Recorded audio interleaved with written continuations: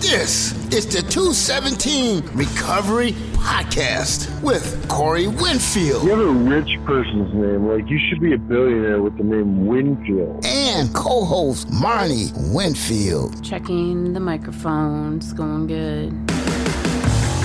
It is the 16th of August, 2022. My name is Corey Winfield. My name is Marnie Winfield. And this is the 217 Recovery Podcast. Probably doesn't sound any different to you today than it did the other day. But I got some new equipment. It's a preamp lifter filter thing. So I know you're looking at me like, what? That's not important. It is important. It creates 20 dBs of clean gain. I can hear it. Yeah. I think it's because I turned your headphones up a little earlier. I'm just kidding. I can't. It's messing with things. So yeah, so if you're like, oh no, it does sound different, Corey. Well, that's what it is. You're hearing that clean gain. It's like we're in the same room with you. Yeah. Hi, I'm over here now. See? And nope, I'm still on your radio or your phone or whatever you're listening to. Welcome though. Today was a good day. There was no smog. Had breakfast with no hog. Okay. The Ice Cube song. It's a good day. But no, it was a good day for me.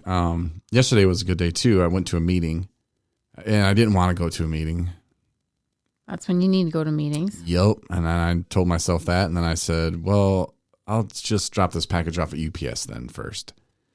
But then I'll be so late for the meeting, and well, Corey, you probably should go to a meeting. I'm like, well, I'm going to be late now. I was like, well, I need some vape juice. So let me cruise over there. And then I was at a stoplight. Like, I could have kept going straight to go do that. And that's when I was like, dude, be real with yourself, man. Like, you need a freaking meeting right now. Like, there's some things in your mind, and you might not even know what they are, but they're there. They're there, and you know they're there. So let's just go to a meeting. And I did, and I walked in, and they had just completed the reading, not like the daily readings and stuff like that. Whatever the stuff they read, preamble and all that stuff. They had done that already. But they read out of the stories book or whatever. I don't know. I'm not trying to promote AA or anything because they're not about promotion. So I'm not trying to promote it, but whatever book that they read out of. Okay. And there's some good stories in there, but it was about family. And that's what I picked up on because obviously I wasn't there for the reading. And that's kind of the stuff that I wanted to talk about, and get off my chest. I had a death in the family. My Aunt Angie passed away. Mm-hmm. And we kind of sort of talked about it the other day, but I wanted to make sure all the family members knew before I started talking about it on the podcast. But when you lose somebody for me anyway, I think, damn, I should have called. I should have texted. I should have emailed, whatever, like I should have sent a Facebook message, like obviously we can't do that. I don't know. And same thing with Rusty. I don't know. I try to reach out to Rusty quite a bit, but there's like this sadness, like, man, I wish I would have just sent one more message, and we don't get that luxury. Fortunately, when my grandfather passed away, I did. God kind of forced me into that one to go see him one more time. And I did because like I said, I was forced. I had my mom's ID in my pocket. And my plan was just to cruise on up to Boyne City, which I had to drive past South Haven anyway. And that's where he was. And I was like, no, I don't want to see him again because he looked really bad.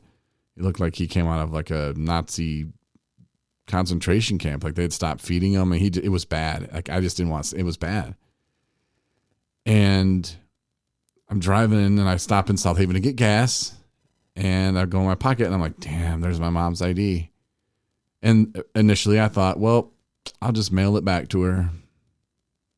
And then I thought, well, hold on. You just spent 2 months in treatment. What were you trying to learn? How to live different?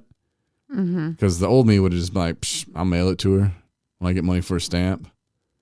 And I was like, no, dude, like take your ass down there and give this ID to your mother. Like she gave it to you to go get your phone taken care of, you 40-year-old baby.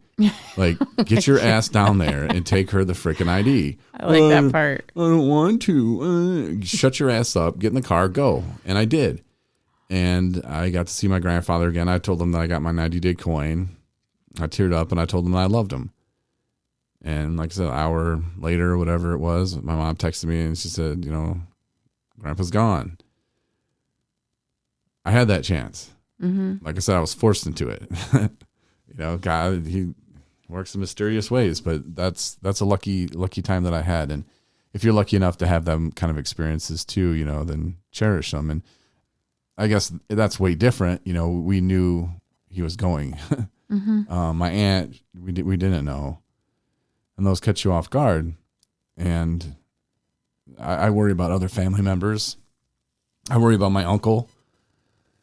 And I know that they knew each other their entire lives, and now this person's gone, and I think about it. I had a dream, about you, and it was horrible. And I woke up and that's the shittiest dream I've ever had in my life. And this stuff is reality. And I pray for him, and that's all I can do. That's pretty much what I got out at the meeting was just like, that's all I can do is I can pray for him and hope that he's okay. And we went to an event today at the library here in Traverse City. And I got to talk to this guy. I got to get him on the podcast. I just barely looked at the website, but it's mantherapy.org. And it looks goofy. It looks funny. It looks entertaining. And so I sent it to my friend Rob, and then I sent it to my friend George. And I hope that they're not offended. Like, why does Corey think I need therapy? Well, first of all, we all need therapy. Yeah. We really do. There's something you can get off your chest. There's something that will help you by talking about it. I guarantee it. But yeah, I have to check out the site a little bit more, but it looks entertaining. Mantherapy.org. Check it out. But it's like, I want to offer that to the family too. But again, I don't know. Maybe it's too goofy. But it's legit, I will see, but yeah, I can't do anything else but pray really and offer up silly websites. Yeah. But it felt good though to go to the meeting and get that off my chest. And that's what I use meetings for. Some people like to go there and work on steps and do other stuff, and that's cool.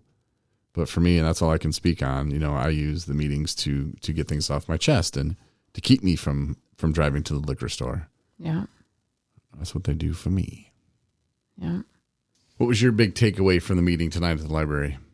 I thought it was great. There was several really good presenters.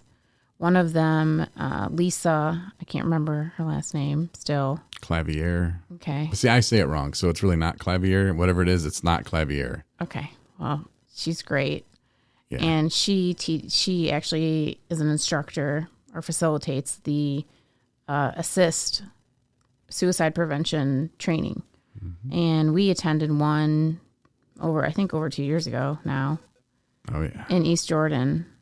And it was really wonderful. And it was really informative and lots of information about, how to interact with people who might be, showing red flags of potentially or sharing, thoughts of suicide and, how to approach them, how to have discussions with them. And it was just a great training. And, she advises everyone to attend one of those because you never know when they're gonna, when you might be needed and you might make a difference and save someone's life. So that was wonderful. And then the other one, NAMI, you called it. Mm-hmm. It sounds like someone's talking about like an old war we fought in at one time. I think it sounds like a Pokemon or something. NAMI or something. Yeah, it's a National Alliance of Mental Illness. And the Grand Traverse chapter, a gentleman spoke, and he made an interesting point. He said that all of the people right now that are volunteers of NAMI either themselves have issues with mental illness or have a loved one, so they're familiar with it. And so they come with some experience, and which is nice. But they're putting together a pilot program, which is 3 separate things in their videos, and they're going to be shown in schools. And one is essentially for the teachers and staff about all types of mental illness, the general mental illnesses that people come across in the world, and kind of how to identify those and handle those. And then one is directed towards the children. I say children, but we're talking middle schoolers and high schoolers. And so, and then one is for, I think is going to be shown on the internet to family members. That's what it is, to parents. That's going to be online? That's going to be online. Okay. I think maybe all three of them might be online in some way to get to it. But he's going to send me the link to it. But those are going to be ready, I think, he said September. So I'm looking forward to that because it's, it's really good information to know about. And being educated about, different diagnoses that people have, it makes you more fluent just with humanity because people struggle with all different kinds of stuff. And knowing about it will help you interact with those people and understand those people a little bit better, I remember from my psychology class that I took, and it was talking about people hearing voices, and I was just like, I wanted to know more about it because I'm like, how does someone just hear a voice? Like, how does that happen? And from what I read and when I was educated on, they do. And that somebody, a doctor or somebody, I'm blaming on him, in the book I read from my class, he said it's the person actually talking, but they're talking so low and they don't even know they're talking. That to me seemed crazy too. Or not crazy too, but you know what I'm saying? It seemed weird that's what happens. And I don't know, like that's part of the stuff, and maybe not to that extreme. Sometimes maybe it's depression, maybe it's eating disorder. I think all of that stuff goes along with it. And the place that they have open on some Hall Street here in Traverse City, which I don't really know where it's at, but they say people can go in there and just chill out. Mm-hmm. If you're having a moment where you need to just go and just take a nap or relax or whatever.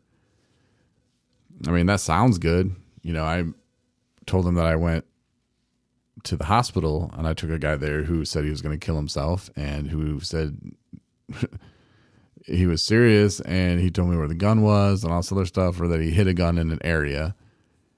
And so I took him to the hospital only to find out that the hospital released him like 2 or 3 hours later. And we went in there and I was like, this is the situation. This is what's going on. This man wants some help. And he said, yes, I want to kill myself, And so I thought, okay, he's going to be there at least 3 days, and it didn't even last 3 hours, which that was kind of crazy. But I don't know. At least now, though, they're saying that instead of going to the hospital, maybe we could take him to this place, and he can talk to people that have been through it and experienced it, have been trained. And that'll take a lot off the hospitals, too. I don't think that they're really trained all that well. And they're not trained all that well in that kind of thing. And they got people coming in with missing arms and pancreatitis and, other issues that they're trying to take care of. And then they got something like that and they're just like, Mm-hmm. So I think that's a really good start, to addressing some of the issues that could really save a lot of people's lives. And it could change decisions that people are thinking about with, ending their life and maybe others or whoever. But in those places like that, there needs to be more of places like that, programs like that. The world's so messed up. Like you have all these, think about like all the shootings and so on. Mm-hmm. If there were more of those places, maybe those individuals would have found themselves there, before, and none of that, all that could have been avoided. I don't know, but it's definitely a need, and it's wonderful that they're actually coming up with those. Good things be happening sometimes when people come together. So if you're not doing these kind of like meetings in your community, start it. Mm-hmm. Oh, but I don't know how. Learn. Like it's not hard. You have the internet right at your fingertips. I assume you listen to this podcast. You can do anything you want, and starting conversations like this, and it's your community. You live there. Speak up. Have some concerns. That's the only way things are going to change. And hopefully your community can come together like that too. It's up to you and whoever you're going to talk to about it. That's all I got. Yeah. What do you got, Monica? It's been a really long day. I told you my Tuesdays and Wednesdays are just like hellacious. Mm-hmm. And that'll wrap it up for today's episode. Sorry, Aunt Barb, that we didn't go long enough. We'll be back Thursday. I'll be back Thursday. Yeah, and we'll see you this weekend, unfortunately. I mean, no, not unfortunately. We're going to see you this weekend. You know what I'm saying. The circumstances. Yeah, for sure. But thanks for listening. 217recovery.com. You need some resources, some help. Read our blogs. Go back and listen to a bunch of episodes. If you want to find that secret website with Marnie and my wedding, it's 217recovery.com/wedding. Oh, it's going to be there forever. That was a cute little out of the middle of nowhere thing. Thanks. Guess who's getting lucky tonight? Oh my God. See ya. Bye, everybody. Thanks for listening to another episode of the 217 Recovery Podcast. Listen on the 217 Recovery app. Download the app and rate us in your app store.